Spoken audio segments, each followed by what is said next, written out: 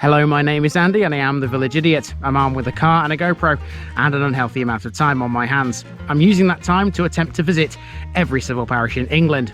You're watching the East Lindsey series. This is the biggest district in Lincolnshire, containing 188 civil parishes.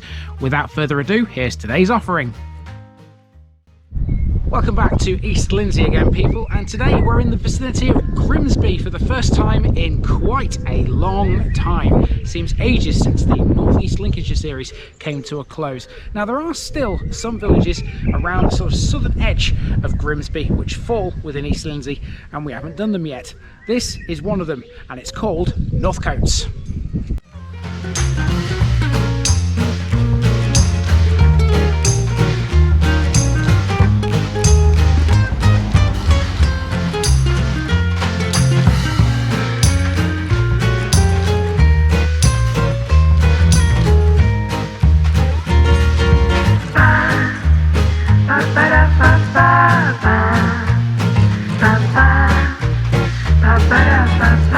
The East Lindsey series is sponsored by Gainsborough Cycles 01427 617 752. For all your cycling needs, this is your one-stop shop, located at 20 Ropery Road, Gainsborough, or online at gainsboroughcycles.com. There's a link in the description.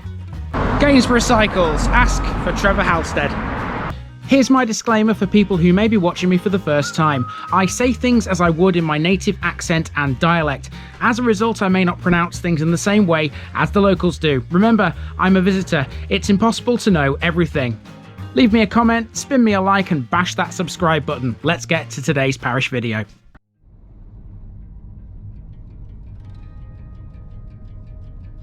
North Cotes, Northern Cottages. This week in East Lindsey we come to a place on the coast. It's not a coastal resort of the likes of Mablethorpe, Skegness or Anderby Creek. They will all come soon though. On the face of it, this one doesn't look like much, especially if you're just using Google Maps. Dig a bit deeper here though and you find North Cotes has a lot to talk about. A tiny place laid out mainly along one road between the A1031 and the hamlet of Tetney Lock, being located close to the North Sea, is what made today's village important for a number of military reasons. In 1914, during World War I, North Cotes Airfield was operated by the Army, right on the edge of the coast at North Cotes Fitties. 2 years later, it was converted into a forward landing ground for anti-Zeppelin patrols. In World War II, it was active again, and was in 1963 one of the few airfields to be opened up yet again, this time to prevent possible nuclear attacks. There's more on that later in this video, as well as an actual walk around the village itself. You'd never guess, given the airfield is literally right on the shoreline, that North Cotes even had any military history, other than perhaps the swathe of war graves that can be found within its 13th century churchyard. Let's go and find them and learn a bit more about rural life close to the East Lindsey coast.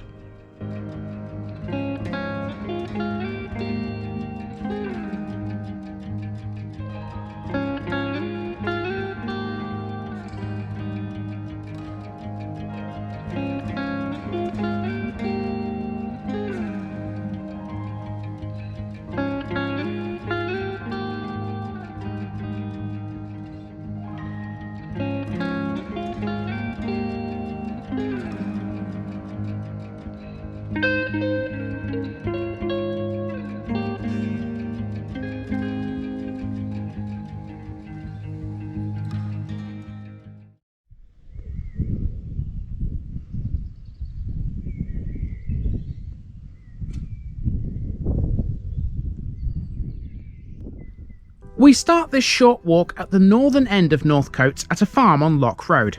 Lock Road is a reference to Tetney Lock. It's residential at this northernmost extreme, although there are a few farm buildings and whatnot dotted around.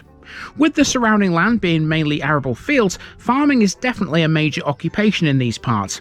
It's good fertile soil out here too, because centuries ago the land in this area was part of the vast Lindsey Marsh. Its name probably relates to huts that were used seasonally for salt making. The settlement became permanent at a later date. This building is the former Fleece Inn. A 19th century public house once owned by Hewitts of Grimsby, this closed its doors in 2015. It was a much loved little country pub, but now it's a private dwelling, leaving North Cotes with no pub any longer. There is, however, one just up the road at Tetney Lock. There's no other basic services here either, like a shop or a post office. There is a standalone postbox though, if nothing else. That's not to say North Cotes is completely bereft of everything. On the contrary, if you keep walking, you'll soon see a communal area through the trees. Although a little overgrown at present, likely owing to the rain of late, North Cotes has a playing field which features a little playground and a tennis court. It can be found right next to the village hall. Now this operates in the same way as most others, but perhaps what makes this one almost unique would be the snooker club based within it. I say almost because I'm sure all of you remember the one at Horsington. Bingo nights are held here as well, according to its Facebook page. Let's get a card on the notice board. It didn't want to stay on at first, hence this look of frustration, but it did eventually. Continuing, the very next house gives us some more clues as to the past out here. It's an old bakery, which stands directly opposite what looks like a former garage. Now, keep garages in mind because right at the end of this video, I found a brilliant historical landmark which is related to them. We're entering the centre of the village now, defined by a triangular-shaped green.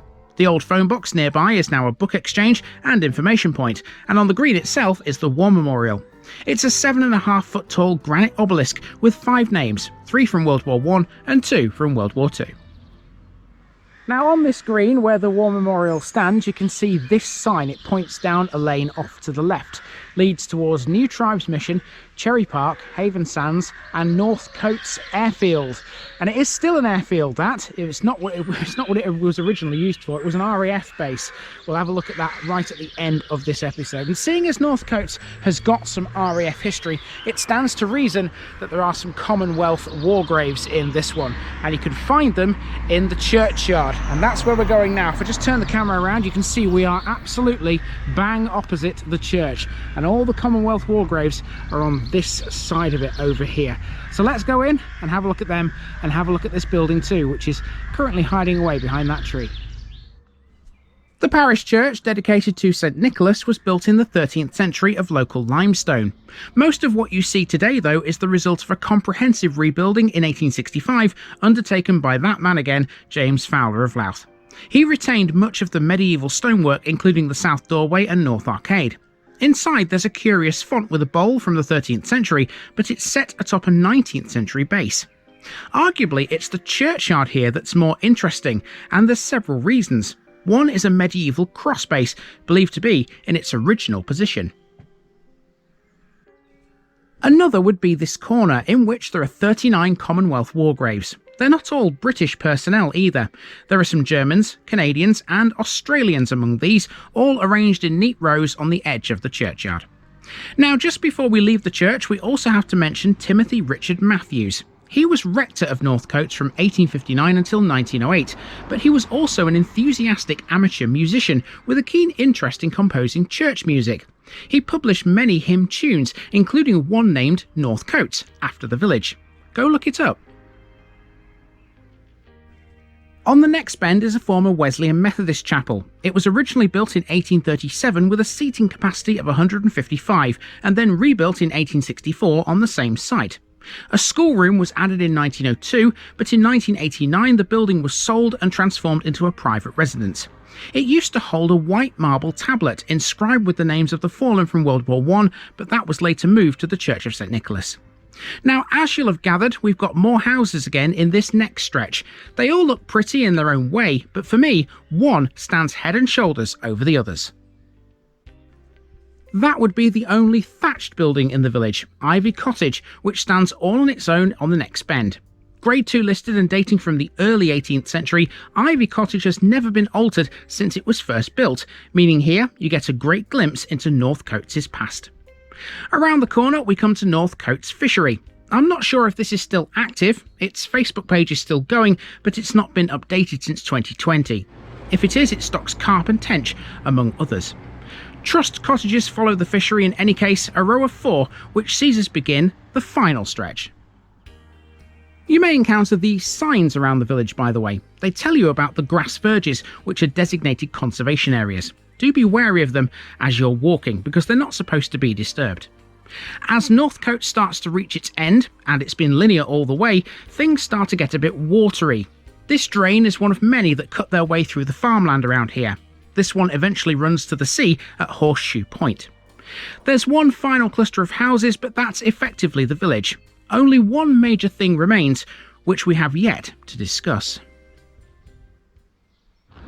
Okay, so we've reached the other end of the village. It ends at a road just beyond the last house you just saw. If I just turn the camera, you can see there. Not quite sure of what number that road is, but it does have a number. Can't quite remember offhand. But yeah, that's where North Cotes comes to an end. But we are not finished with this episode just yet, because as I told you earlier, we've now got to go and find the old airbase. So we're going to turn the car around at this point. We're going to head back into the centre of the village, and let's head up to North Cotes Airfield. This is Sea Lane. It's the road which runs from the village green in a northeasterly direction towards the former RAF North Cotes. The airfield has quite a complicated history. It was one of the earliest RAF bases in the county, originally opening in 1914. It was done so not by the RAF or by the RFC, but instead by the Army. It was known back then as North Cotes Fitties Airfield. 2 years later, it was turned into a forward landing ground for aircraft from the RFC's No. 33 Home Defence Squadron. The airfield eventually closed in 1919, but not for long. In 1940 it reopened as RAF North Cotes, and with it came all the tied housing that's here today. In 1943, North Cotes became the first airfield to host the RAF Strike Wing, which used a combination of cannons, torpedoes and rockets to such a deadly effect that enemy shipping was forced to sail only at night. In total, 509 airmen lost their lives here, and 95 were decorated for bravery. These included Private Officer Kenneth Campbell, who has a road named after him here these days, Kenneth Campbell Way. North Cotes closed again in 1947, but in 1963 it was one of the few British airfields which were reopened after World War II. It became Britain's first Bloodhound surface-to-air missile site. The Bloodhound, a weapon commonly known as a ramjet, served as Britain's main air defence weapon from the 1950s until the 1990s. As well as the RAF, it was widely used by the air forces of 4 other nations. All of this meant during the Cold War years, North Cotes was one of the most important air bases we had in Britain. It was on standby to ward off any potential nuclear attacks from enemy bombers over the North Sea. The base eventually closed in 1990. From 1992, various sections were sold off, and now the only flying that takes place here is from North Cotes Flying Club. The rest of the base is used by New Tribes Mission. It's a Bible college which offers missionary training. On that theme, there is another building in North Cotes which can claim to be educational. Driving back down Sea Lane, you pass North Cotes C of E Primary School, which is just on the edge of the village near the green. From here, I made my way back to where we were before we began this little drive. It was there, on the fringe of the A1031, where I stumbled on a great little landmark to finish. Check out this old petrol pump. Now, I'm too young to remember pre-decimalisation, but this says on it 1 shilling and 10 pence a gallon.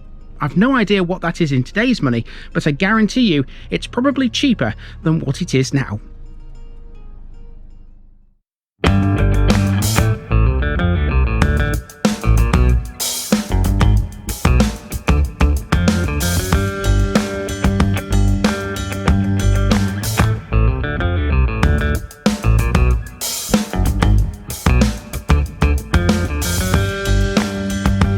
Thanks for watching this video, folks.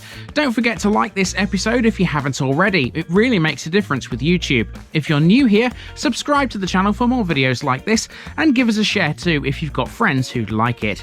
You can find all the links to my social media accounts below, as well as my Buy Me a Coffee page where you can donate to the channel. Also, if you've enjoyed this episode, have a look at some more videos in this series. Until next time, I've been Andy, also known as the Village Idiot, and I'm out.